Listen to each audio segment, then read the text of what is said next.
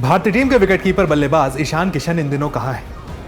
जो पहले 2 test match हुए इंडिया और इंग्लैंड के खिलाफ, उसमें जो विकेटकीपर बल्लेबाज के.एस. भरत, उनके बल्ले से और विकेट कीपिंग में कुछ खास प्रदर्शन देखने को नहीं मिला।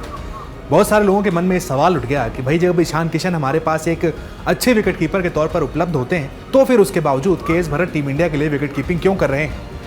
यही सवाल टीम इंडिया के हेड कोच राहुल द्रविड़ से प्रेस कॉन्फ्रेंस में पूछा गया। उनसे पूछा गया कि भाई आखिर ईशान किशन अवेलेबल क्यों नहीं है। राहुल द्रविड़ ने जो कहा वो यहाँ पर काफ़ी गौर करने वाली बात है, क्योंकि इससे पहले राहुल द्रविड़ से सवाल हो चुका है। उनका जवाब तब कुछ और था। इस बार जो उनका जवाब आया है मिलता जुलता जरूर है, लेकिन उसमें कई सारे अंतर्द्वंद नजर आते हैं। राहुल द्रविड़ से ईशान किशन के बारे में पूछा गया तो राहुल द्रविड़ ने कहा कि मैं इसका जवाब पहले भी दे चुका हूँ आपको। उन्होंने हमसे ब्रेक मांगा था जब साउथ अफ्रीका का दौरा चल रहा था कि वो ब्रेक लेना चाहते हैं।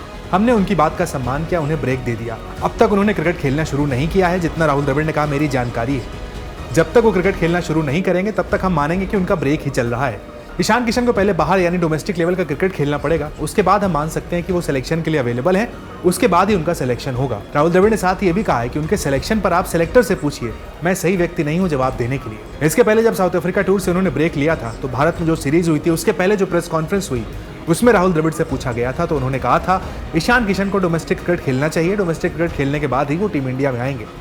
लेकिन इस प्रेस कॉन्फ्रेंस में जब राहुल द्रविड़ से बात कही गई तो राहुल द्रविड़ ने यह कहा कि मैंने ऐसा नहीं कहा कि वो डोमेस्टिक क्रिकेट खेलने जाएं, मैंने ऐसा कहा है कि उनको पहले बाहर क्रिकेट खेलना होगा, उनका जो सिलेक्शन है उसकी अवेलेबिलिटी को वहाँ पर प्रूव करना होगा, उसके बाद ही हम मानेंगे कि ईशान किशन सिलेक्शन के लिए अवेलेबल हैं और उनका सिलेक्शन टीम इंडिया में किया जाएगा।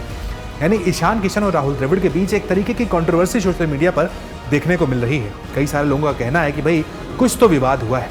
जिस तरीके से साउथ अफ्रीका का जो दौरा चल रहा था उसकी टेस्ट सीरीज में जब के.एल. राहुल को विकेट कीपिंग की जिम्मेदारी दी गई, उसके साथ ही ईशान किशन भारत लौट आए। उनका कहना था कि उनको कुछ मेंटल फटीग है और वो ब्रेक लेना चाहते हैं। सबने उनकी बात को एक्सेप्ट किया और उनको एक ब्रेक दिया गया। लेकिन उस ब्रेक के बाद से अब तक ईशान किशन की टीम इंडिया में वापसी नहीं हुई है। वो जो ब्रेक है काफ़ी लंबा चल गया है।